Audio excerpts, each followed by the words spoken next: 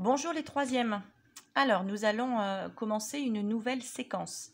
Je vous avais prévenu que cette dernière séquence de l'année devait arriver, savoir convaincre, une séquence sur l'argumentation. J'aurais aimé faire cette séquence en présentiel avec vous. On va essayer de se débrouiller avec les vidéos. Alors, vous avez, comme indiqué sur Pronote, pris une nouvelle page dans votre cahier à la partie lecture-expression et vous avez noté le titre de la nouvelle séquence, Comment donner son avis et convaincre. Alors, c'est une séquence très importante. Savoir donner son avis, savoir convaincre, tout le monde en a besoin tout le temps. Il y a certains métiers, ça c'est assez facile de le comprendre, certains métiers utilisent l'art de convaincre. Je pense par exemple aux avocats, je pense par exemple aux femmes et aux hommes politiques, aux vendeurs, aux publicitaires. Mais dans la vie de tous les jours, tout le monde a besoin de savoir convaincre. Vous-même, si vous savez convaincre, vous êtes plus capable d'obtenir ce que vous voulez, une sortie à une soirée auprès de vos parents, un voyage avec vos amis, etc. etc. Argumenter pour changer une note auprès d'un professeur, que sais-je. Donc au cours de cette séquence, c'est ce que nous allons faire. Nous allons essayer d'apprendre à donner notre avis et à convaincre au mieux. Et pour cela, nous allons voir qu'il y a des trucs, des astuces que l'on peut utiliser et qui sont bien utiles. Alors au cours de cette séquence, nous allons lire et écrire des textes argumentatifs. Textes argumentatifs qui servent donc à convaincre, à donner son avis et à convaincre. Le premier texte que nous allons lire ensemble au cours de cette séquence est celui que je vous ai demandé d'imprimer pour aujourd'hui. Je vous l'ai mis sur Pronote, vous l'avez imprimé et collé dans votre cahier comme indiqué sous le titre de la séquence. On va travailler sur le texte. Donc au fur et à mesure, nous allons colorier, utiliser ce texte et écrire la séquence. Je vous ai demandé aussi d'avoir à votre disposition 4 couleurs, le bleu, le noir, le rouge et le vert. Donc si vous n'avez pas tout ça, vous faites pause, vous imprimez votre texte et vous avez vos 4 couleurs à disposition, puis vous reprenez la vidéo. On va lire d'abord ce texte de Victor Hugo. Victor Hugo, vous commencez à le connaître, vous avez lu Claude Gueux pendant les vacances de février. Nous allons lire ce texte. C'est moi qui vous le lis, pardon. Vous lisez en même temps, vous suivez en même temps sur votre texte, bien sûr. Ceux qui jugent et qui condamnent disent la peine de mort nécessaire. D'abord parce qu'il importe de retrancher de la communauté sociale un membre qui lui a déjà nui et qui pourrait lui nuire encore.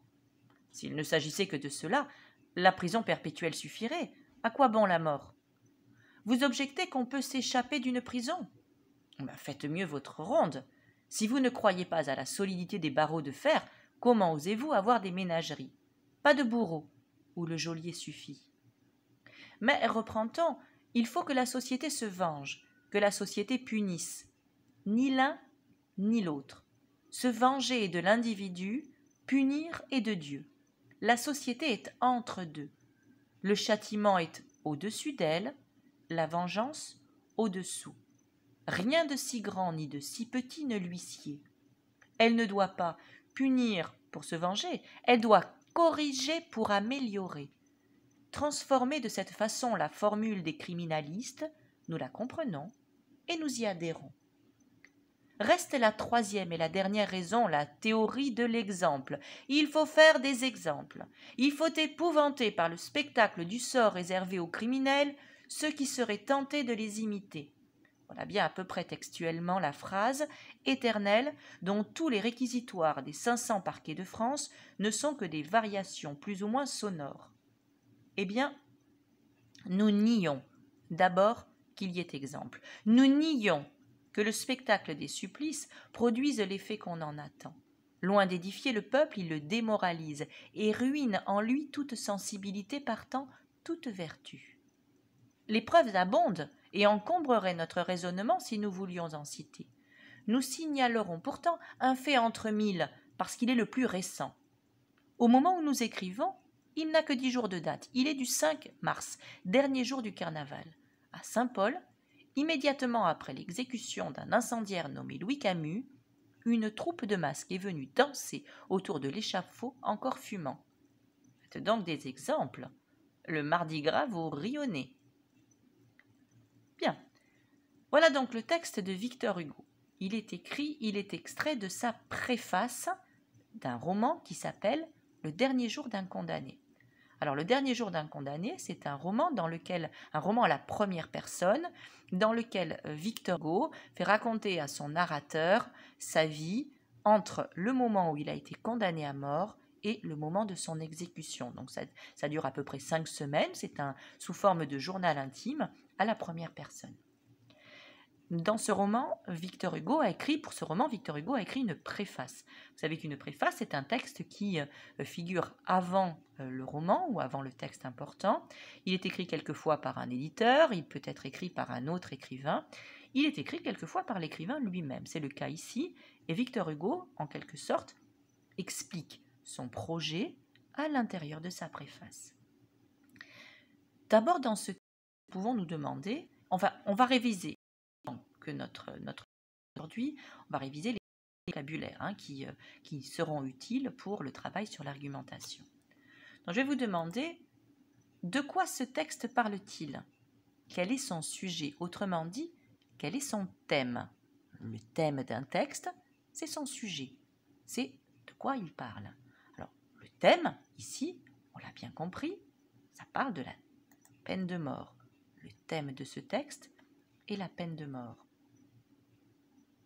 La peine de mort, en 1829, vous voyez, au moment où Victor Hugo écrit sa préface, elle existe encore en France. Vous savez qu'aujourd'hui, elle n'existe plus. Elle a été ce que l'on appelle abolie. Alors, peut-être certains d'entre vous savent, elle a été abolie à quel moment en France? Elle a été abolie en 1981. Vous voyez qu'entre 1829, au moment où Victor Hugo aborde ce thème, et 1981, sous un président qui s'appelle François Mitterrand, il y a quand même beaucoup de temps.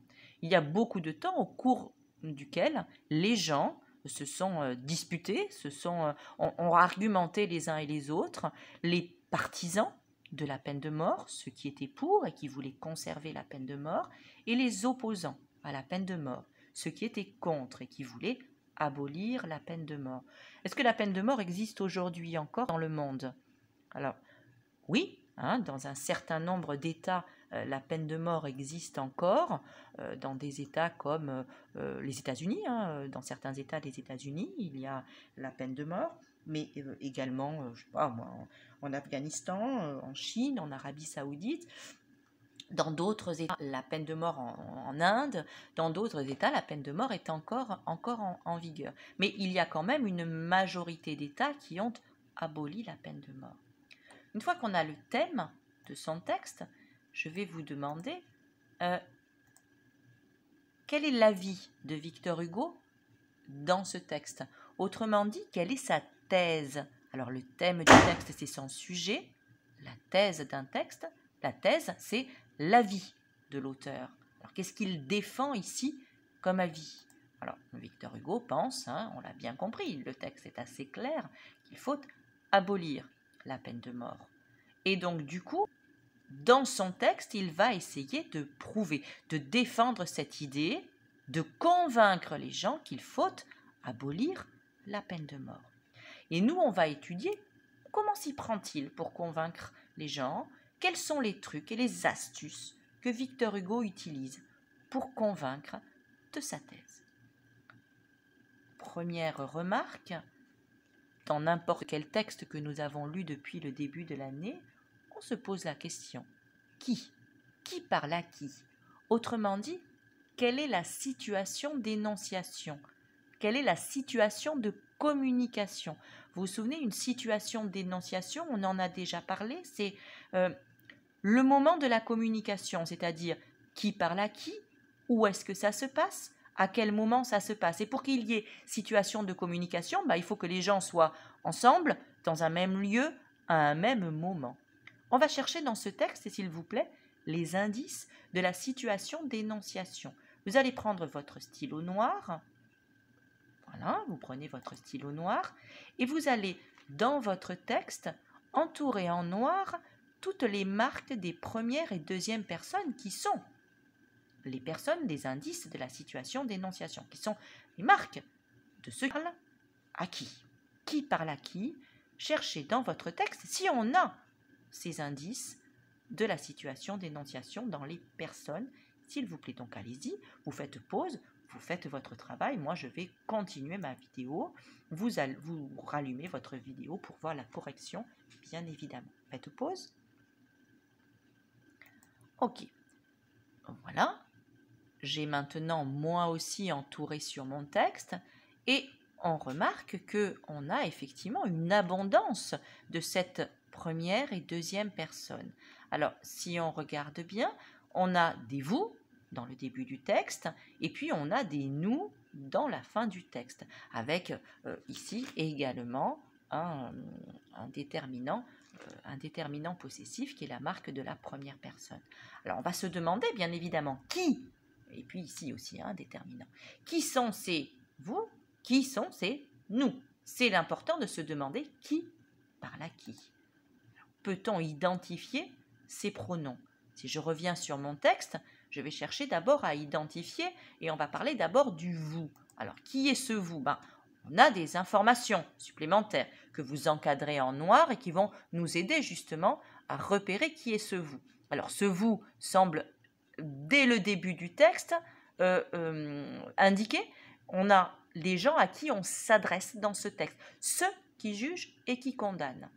Ceux qui jugent et qui condamnent, je pense que vous êtes capable de le comprendre, ce sont les juges, d'accord, les juges et les magistrats. Et puis un peu plus loin, on a justement les 500 parquets de France. Parce que les parquets, ce sont les tribunaux, d'accord. Donc effectivement, ici, ce texte s'adresse à ceux qui font les lois, qui gèrent les lois, qui utilisent les lois, d'accord. On a aussi un on ici, qui est lui aussi, qui représente aussi ces individus. Alors, on va bien comprendre que ce vous, ce sont les partisans de la peine de mort. Ceux qui jugent et qui condamnent disent la peine de mort nécessaire. Donc, ce vous, ce texte s'adresse aux partisans de la peine de mort, à ceux qui sont pour la peine de mort. Ensuite, on a l'autre partie de la situation d'énonciation, de la situation de communication. On a le nous ici qui est repris plusieurs fois. Alors, ce nous, je plus d'autres, il est sans doute en opposition avec le vous. Okay. Ce nous fait bien sûr, et vous l'encadrez, référence à Victor Hugo lui-même. Derrière ce nous se cache Victor Hugo et les opposants à la peine de mort. Alors, bien souvent, dans un texte argumentatif, même si on parle notre propre nom, on peut utiliser le pronom pluriel « nous ». D'abord parce que ça peut être une façon plus polie, d'accord ? Et puis c'est aussi une façon de convaincre, de dire « je ne suis pas tout seul à penser cela, nous sommes nombreux, nous sommes plusieurs ». Et donc du coup, si jamais on est plusieurs, cela a plus de poids. Donc ici, dans ce texte, les pronoms utilisés sont déjà façon de convaincre. Et puis, on peut remarquer autre chose, c'est que on en a ces pronoms. Dans un texte argumentatif, on va avoir très souvent la présence de celui à qui on parle, appelé et la présence de celui qui parle, l'émetteur. Il est bien évident que si vous voulez convaincre quelqu'un, vous devez vous impliquer dans votre discours. Je pense cela. Et vous devez aussi impliquer l'autre dans votre discours, parce que l'autre doit se sentir important, on s'adresse à lui, il doit être présent dans votre texte ou dans votre parole. C'est le vous ici, c'est le cas. On a donc identifié les pronoms ici. On va ensuite prendre notre leçon et on va noter ce début de leçon, cette première remarque. Alors avec votre stylo noir, vous écrivez grand 1, les indices de la situation d'énonciation et premier indice de la situation d'énonciation, les personnes qui, vous vous souvenez, qui, où, quand, ce sont des questions qu'on a l'habitude de se poser et vous indiquez forte présence de l'émetteur et du destinataire. Ce sont deux mots à retenir. L'émetteur, c'est celui qui parle. Le destinataire, c'est celui à qui on s'adresse. Et on a des pronoms et des déterminants, première et deuxième personne. On va retrouver cela dans tous les textes argumentatifs. Vous faites pause si vous avez besoin de noter. Moi, je continue.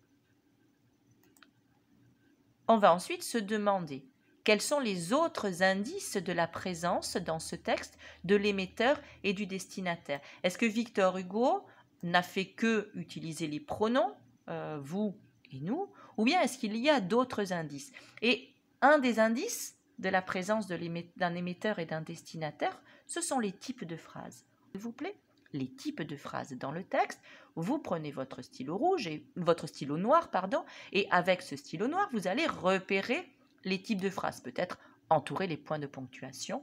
D'accord. Alors, on a bien sûr des phrases déclaratives, mais ça, ce n'est pas la peine de les observer. Dans tout texte, on a des phrases déclaratives. Mais on se rend compte qu'il y a d'autres types de phrases plus remarquables. On a de nombreuses phrases interrogatives.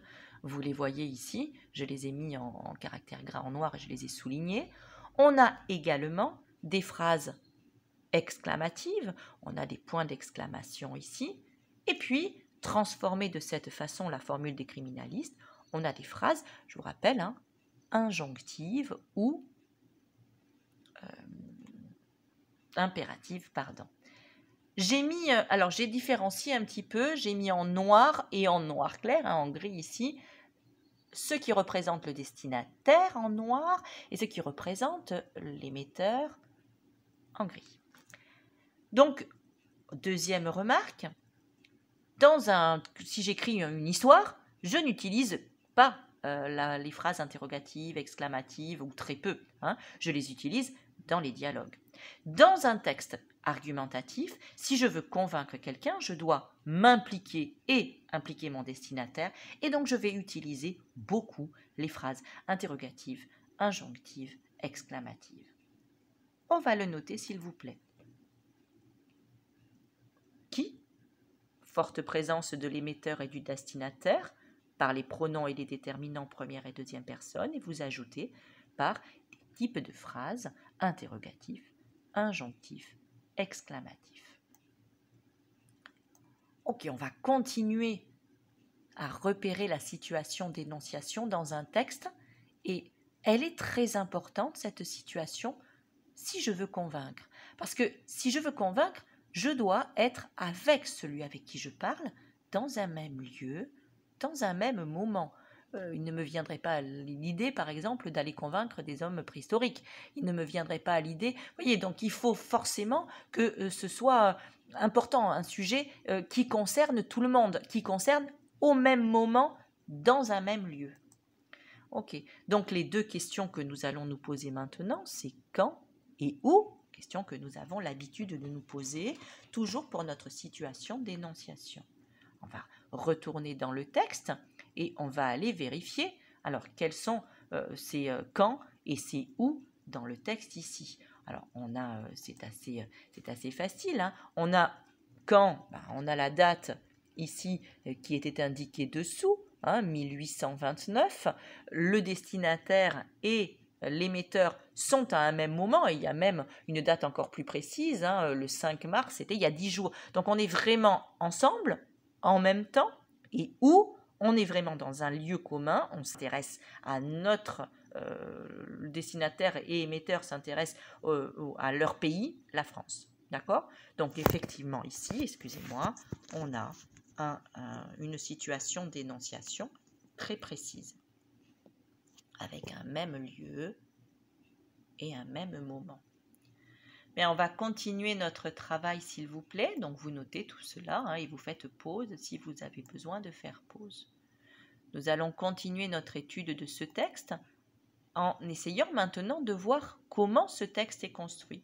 Donc nous avons vu que dans un texte argumentatif, il faut que la situation d'énonciation soit très précise et on insiste fortement sur cette situation d'énonciation. Essayons de voir maintenant comment est construit le texte de Victor Hugo, comment doit se construire un texte argumentatif. Alors, vous repérez les alinéas, les espaces blancs.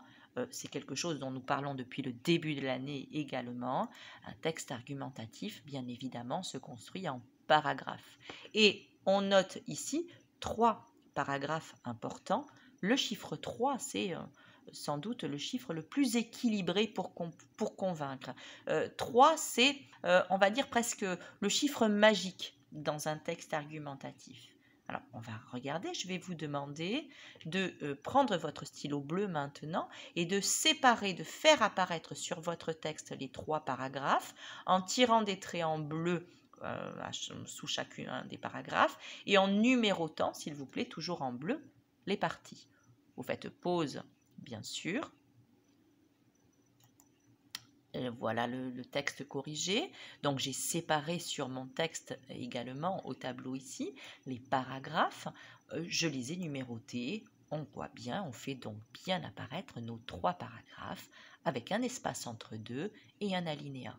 Si je veux convaincre dans un texte à l'écrit, je dois être clair et organiser mon texte en paragraphes, ranger mon texte en paragraphes de façon visible avec des alinéas et des espaces, c'est la première chose pour être clair. C'est quelque chose que vous devez vous aussi appliquer dans vos textes. Ok, donc on observe nos paragraphes et je vais vous demander de regarder et de vous poser la question, comment ces paragraphes s'articulent-ils? Quels sont les mots introducteurs qui permettent de les classer? On a 3 paragraphes, y a-t-il des mots introducteurs? Je vous rappelle que ces mots introducteurs qui permettent de classer les paragraphes, on les appelle les connecteurs logiques, qui permettent d'organiser un texte. Alors, entourez en bleu, s'il vous plaît, sur votre texte, les connecteurs logiques qui permettent d'organiser le texte, s'il vous plaît. Vous faites pause, vous faites le travail, puis vous revenez me voir.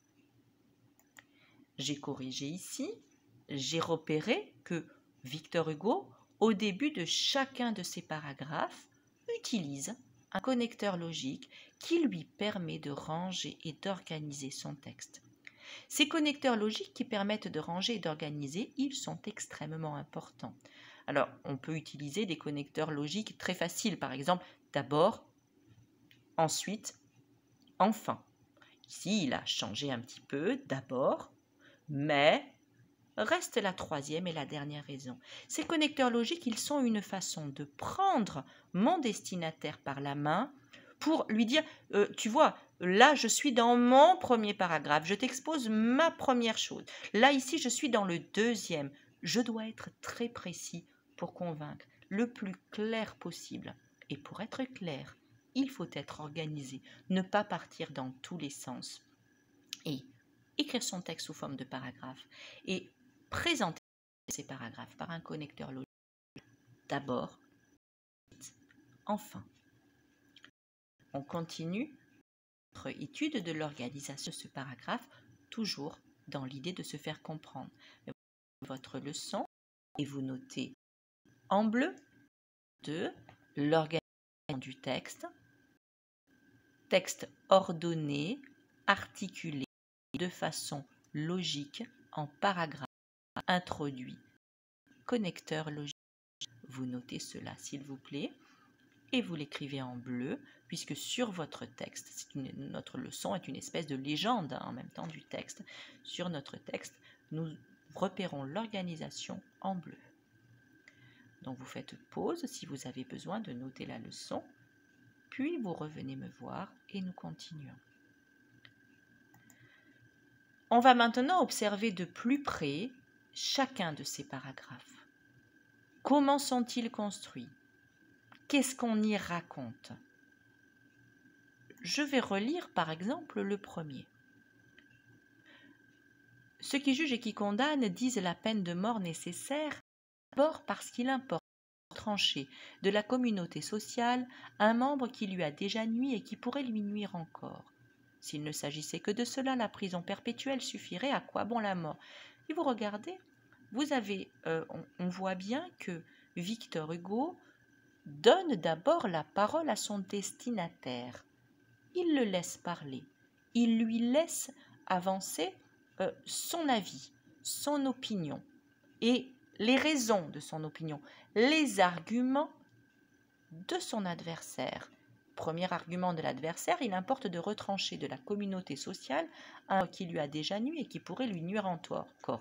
Retirer de la société quelqu'un qui peut lui faire du mal. D'accord ? On doit tuer quelqu'un parce que sinon, il pourrait refaire du mal. En quelque sorte, c'est cela. D'accord ? Et ensuite, Victor Hugo répond à cet argument de son adversaire.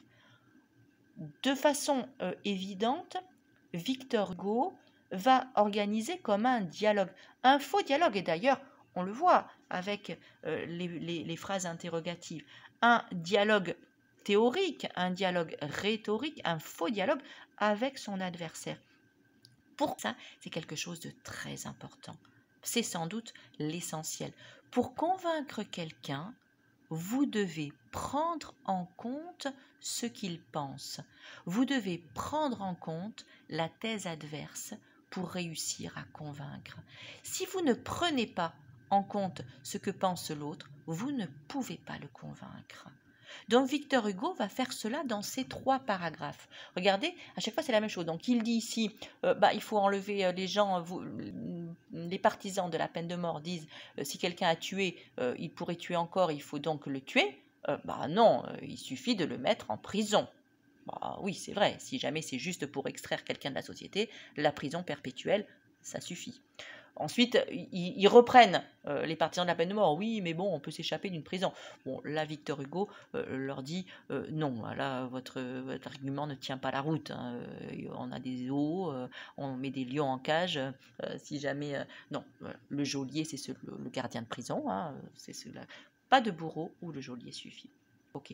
Dans son deuxième paragraphe, il va procéder de la même façon. Mais reprend-on, et le on, c'est bien ceux qui jugent et qui condamnent, voilà le deuxième argument des partisans de la peine de mort, il faut que la société se venge, que la société punisse. Et à nouveau, Victor Hugo va répondre à cela. Pour lui, non, la société n'est pas là pour se venger et la société n'est pas là pour punir. Se venger, c'est trop bas, on va dire. Hein. Oui, moi, si je suis un individu tout seul, je peux avoir envie de me venger, mais une société, elle est au-dessus de moi. Elle est plus forte, elle est plus intelligente, elle est plus responsable que moi. Elle n'a pas à se venger. Et punir, qui est la société pour punir? Pour Victor Hugo, punir est de Dieu. Et il dit la société est entre les deux. Le châtiment est trop bas pour elle, mais le châtiment est trop haut pour elle et la vengeance est trop bas. D'accord ? Pour Victor Hugo, la société ne doit pas punir pour se venger, ça c'est l'avis de ceux qui jugent et qui condamnent, des partisans de la peine de mort, mais elle doit corriger pour améliorer. Et dans son dernier argument, il procède à nouveau de la même façon. Parce que quelque chose de régulier, c'est aussi une façon de convaincre. J'habitue celui à qui je parle. Tu dis ça, je te réponds ça. Tu dis ça, je te réponds ça. Tu dis ça, je te réponds ça. Vous voyez qu'il prend en compte la thèse adverse et à chaque fois il lui répond. Et là, dans le dernier paragraphe, il y a la théorie de l'exemple, c'est-à-dire les partisans de la peine de mort disent il faut faire des exemples. Si jamais il y a la peine de mort, celui qui a envie de tuer quelqu'un, il aura trop peur parce qu'il sait qu'il y a la peine de mort, donc il ne tuera pas. Victor Hugo, il dit que non, pas du tout, et même que, si vous lisez bien, que c'est l'inverse. Victor Hugo, il dit, si quelqu'un voit, s'il y a la peine de mort dans une société, c'est comme si on banalise la peine de mort. Si ça devient la mort et le crime deviennent finalement ordinaires. Ok ? Donc, dans chaque paragraphe, Victor Hugo utilise la thèse adverse. Il prend en compte l'avis de l'autre, son opinion. Et ça, c'est très important. Vous l'ajoutez dans votre leçon. Vous écrivez « Chaque paragraphe est construit de la même manière en prenant en compte la thèse adverse. » Prendre en compte la thèse adverse, c'est prendre en compte son adversaire. Et on ne peut pas gagner si jamais on n'a pas pris en compte son adversaire. Si on ne sait pas déjà, il nous faut un coup d'avance. C'est comme une guerre. On doit savoir à l'avance ce que va faire notre adversaire pour pouvoir le contrer. Vous notez cela, vous faites pause si vous n'avez pas le temps. Voilà. On arrive au bout de notre vidéo de la journée, d'accord? Donc, on a vu que dans un texte qui veut convaincre, d'abord, on a une situation d'énonciation très précise. On a de façon récurrente une forte présence de l'émetteur et du destinataire par les pronoms et par les types de phrases qui les montrent. Et puis, on a aussi une forte présence de... On sait exactement à quel moment on est et où on est. Deuxième remarque, dans un texte qui cherche à convaincre, on doit être très organisé, très ordonné. D'abord, bien sûr, on construit en paragraphes. Et chaque paragraphe, d'abord, ensuite, enfin, est introduit par un connecteur logique d'organisation. Et puis, on essaie d'être le plus clair possible. Et pour être le plus clair possible, on essaye de construire son texte avec une certaine, un peu toujours de la même façon, d'accord? Et surtout, on doit prendre en compte la thèse adverse. Alors, c'est le travail que je vais vous demander de faire la prochaine fois. Aujourd'hui, nous sommes lundi. Mardi, je vais le mettre sur le pronote, mais voilà ce que vous ferez mardi. Il n'y aura pas de vidéo. Par contre, mardi, vous profiterez de l'heure de français pour relire attentivement le texte de Victor Hugo. Vous aurez un petit travail de recherche pour rédiger sur votre cahier une courte biographie de l'auteur en faisant apparaître le rôle politique de l'écrivain, puisque c'est ce que nous voyons en ce moment, et en citant Claude Gueux, puisque c'est ce que vous avez lu, et Le dernier jour d'un condamné, puisque c'est ce que nous sommes en train d'étudier. Toujours, lorsque l'on vous demande une biographie, ne vous contentez pas de recopier Wikipédia tel quel, mais intéressez-vous justement à ce que nous sommes en train d'étudier. Faites apparaître le lien avec ce que nous sommes en train d'étudier. N'écrivez pas 20 lignes, 5 lignes, ça devrait suffire. Bien, et puis ensuite, dans un deuxième temps, vous avez relu attentivement le texte, et donc dans chacun des 3 paragraphes que nous avons observés et que nous avons isolés, vous soulignerez en rouge les partisans de la peine de mort, les arguments des partisans de la peine de mort, et en vert les arguments des opposants de la peine de mort, c'est ce que nous avons fait à l'oral aujourd'hui ensemble, et puis au crayon sur votre cahier, vous essaierez, vous le ferez, vous reformulerez les arguments des uns et des autres avec vos propres mots. Donc vous réécrirez en quelque sorte chacun des 3 paragraphes avec vos propres mots pour reformuler les arguments des partisans de la peine de mort et ensuite l'argument des opposants de la peine de mort, donc celui de Victor Hugo. Voilà, c'est tout pour aujourd'hui. Je vous donne rendez-vous dans la prochaine vidéo, donc mardi, vous faites le travail en autonomie et jeudi, nous corrigerons votre travail dans une autre vidéo. À jeudi. Au revoir les 3e, bon courage pour votre travail à la maison.